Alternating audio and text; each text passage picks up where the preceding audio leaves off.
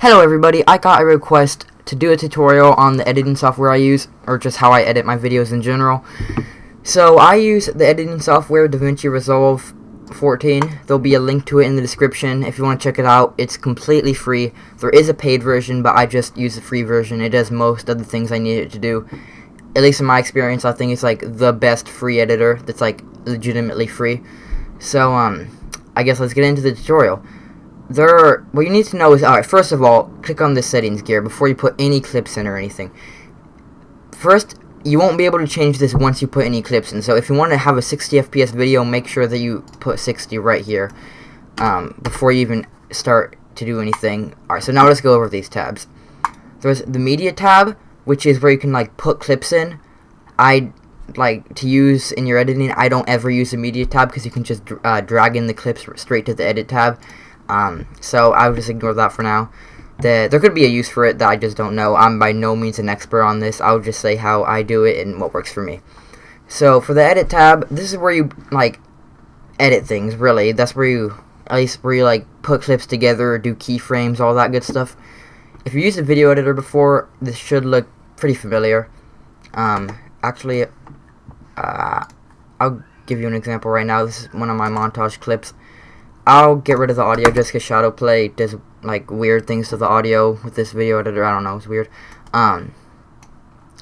So it's pretty standard. You just drag in clips. It looks a bit choppy up there because it's not like fully rendered or anything. Once you render, it's obviously gonna look a lot better. And like, alright, let's say we wanna bring another clip in there. Alright, let's just bring this clip. Alright. Some random Hanzo highlight. The N key, you can like paste things together. I use it sometimes. I'm just showcasing the things that I use. And here, put that here. N toggles that it's a magnet tool. So now they just transition. It's like super basic stuff, and you can like do transitions. I don't know why it's not showing up. Whatever. Oh yeah, here they are. You can like do transitions and stuff. I don't know. That's how you. Actually, no. I'll leave this in. I'll just like put the Genji clip in here for now. Oh yeah, I should probably cover keyframes now. They're right here. I'm sure you should probably know what keyframes are if you use like an animator or an editor before. What you do is you just keyframes are how you can move things around. So what you do is you can click a keyframe if you want to create a keyframe. Oh my, keyframe. Like let's say we want to zoom in and zoom out, like I did in that one montage. In my montage, I might be using that for reference a lot. But and then you can create another keyframe and have something else happen. So what it will do is it will create an animation across the two keyframes. So as you can see now, it zooms in.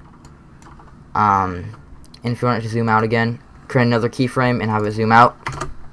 By the way, this is all the transform settings right here. Just click on inspector when you're on a clip. You can keyframe all these things. So now you have like a simple zoom in kind of thing. Let's have the Hanzo clip again. There's also layers, which is also like a fundamental editing part that you can drag it up and you can put it on top of this clip. So, and then you can like move it around so you can have like two clips in one. There you go. And you can keyframe everything too. Like, oh, by the way, these white things, you can drag them around to have a fade in. So it can fade in. And then you can keyframe everything. So I kind of messed that up, whatever. So you can have it move around. This is just like pointless stuff, but I'm just doing it to show you the basics of like the edit page. So I think that's mostly it for the edit page. Of course, there's so much stuff I'm not covering, but you can kind of figure that out for yourself. Like opacity, pretty self-explanatory. You can keyframe, position, all that. You can do like some crazy things like this. Of course, cropping, flipping. You can figure this out. Oh yeah, I could cover changing clip speed. It's pretty simple. retime curve, you can like, I won't get into that. You can just like create keyframes again to make it speed up at one part, so you can like speed up and then slow down again. I don't really want to get into that right now because I just don't. You can look that up if you're really interested in it. Or you just can right click and say change clip speed and change it from there. But alright, I'm really eager to move on to the color page. This is where most of like the actual effects, I guess, happen. So okay, what I like to do is I like to click on this right here. By the way, it'll probably look like this at first. I just click on this to make the keyframe section bigger for keyframing effects. Okay, so for you it'll probably look like this. I just set it to bars. This is the color grading page. You can do a bunch of cool stuff here, like that's for flash. I use that for like flashing gain. You can do this. You can do like lots of cool color things, hue, saturation, all that. Alright, and you can also blur. This is the blur tool. You can blur like that, and this is like if you want to do a directional blur, you can move that around. Let's set it back to here. Jeez, I'm so bad at setting things perfectly. Okay, you'll probably want to animate this, obviously, like animate flashes or something. So just click on these things right here to enable keyframes. So it will auto keyframe it. It's really cool. You can just do that, and then again, where you want the flash to end, you can put it back to normal. So then you kind of have like a flash. It's not that good of a flash, but I like mine to be quicker. Like that. There you go. And also what I like to do a lot is blur too. So I can make a blur keyframe there and then have it end where the white flash ends too. Like that. So there you can have like, you have something kind of interesting. You can also like animate hue. So you want to do that, then you just, I have the keyframe option on right here, so whenever I do something, it automatically creates a keyframe. Oh no, I did not mean to do it with saturation. So now it kind of gives like a cool rainbow hue effect. So this is all in the color page, by the way, just to reiterate. And here is where you can also add different effects right here, like blur and stuff. There's like pre-made effects. You just like go to the library, and if you see something you want, you can just like drag it in there.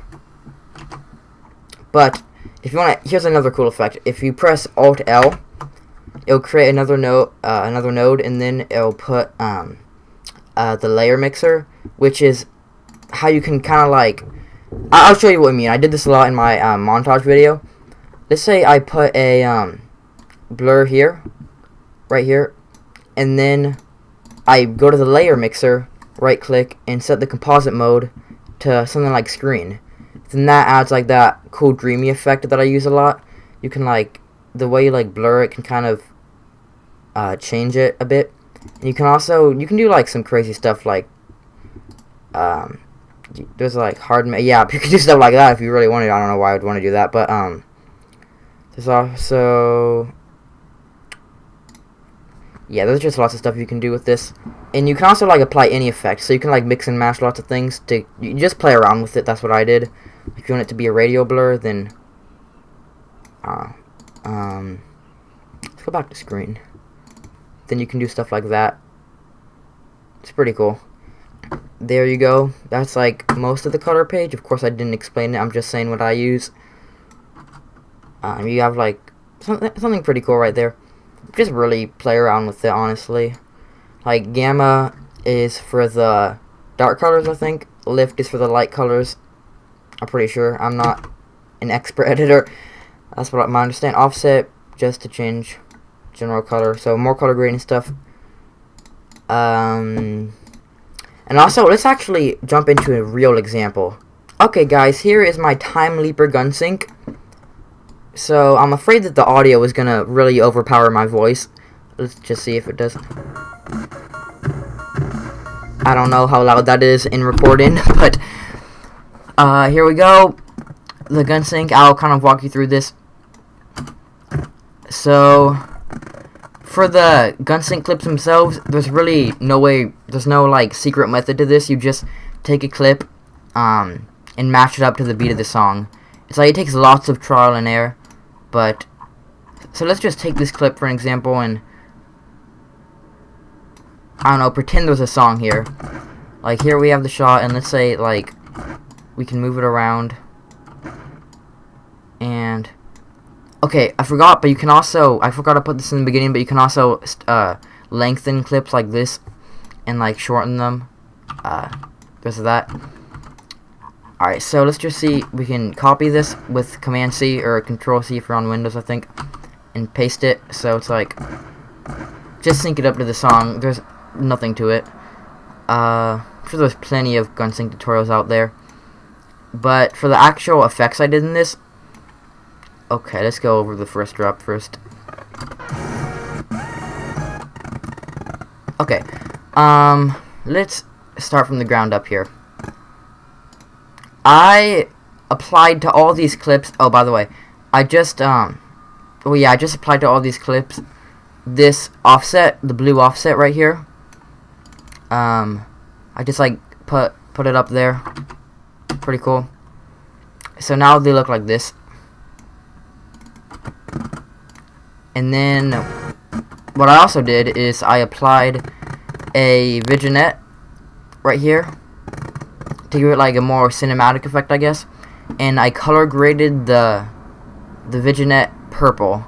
So like it's kind of hard to notice, but you can kind of like color the vignette too. And if you want to select what clip you want to color grade, you can do it right here. Okay, and then for the second drop, it's okay. What I did here is okay. Where do I start? Oh yeah, compound clips. I should explain compound clips. What you do is, if you want to create a compound clip, they're basically like a bunch of clips just in one clip. So instead of having to like color grade every single gun clip individually, you can just like put it in a compound clip and then color grade the compound clip to just like do everything inside of it. So to do that, you just select all the clips you want, right click it, say new compound clip, create. There's our compound clip. If you want to go inside of it, go to open in timeline, then you can edit it, and then just double click here to go back, and you can just, instead of having to edit each individual clip, you can just like edit all the clips as a whole right here. So here I made it, this is a compound clip, as you can see. There's like, here are like the original gun clips, unedited. But if we go here, what I did is I did the color grading again. Actually, let's get rid of this vignette for now.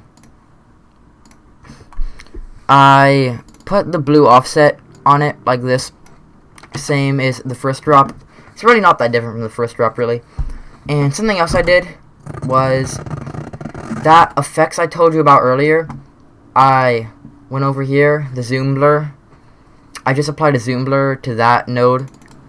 Like, yeah, I could have done that, but no. And I set the composite mode to screen. So it kind of like has that blur. It's not exactly on it, but it's pretty cool. I just applied the blur right like that and color graded it.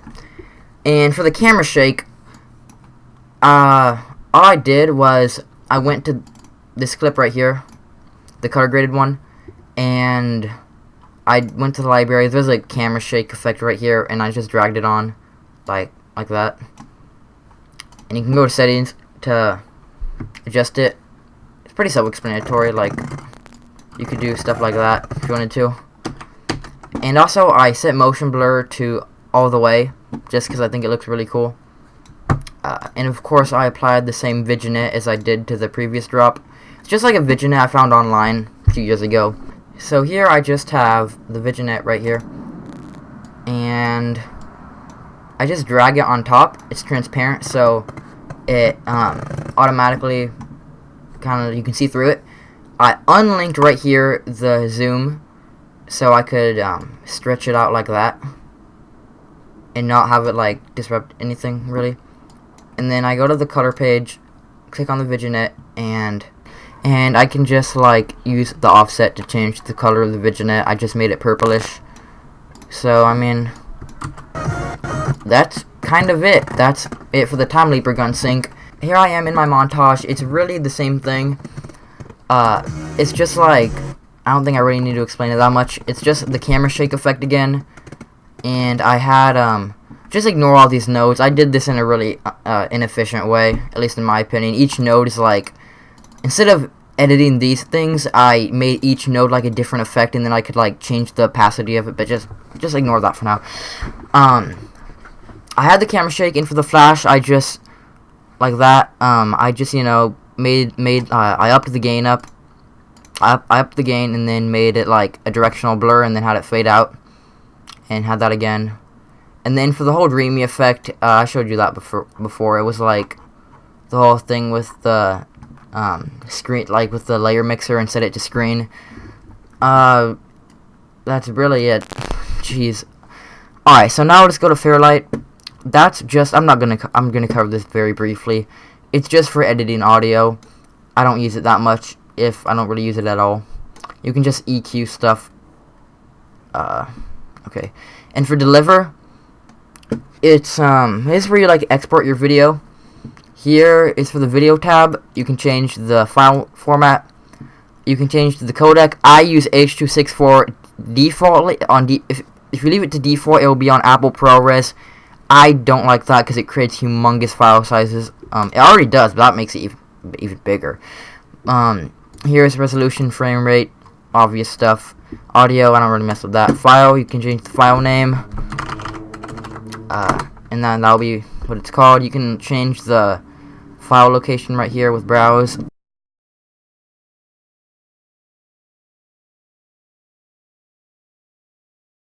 And I mean, that's it. I just explained the things that I use it for. I walked you through how I use it, the things, like all the effects I've done. So, thanks for watching. I'm a terrible teacher, but I tried.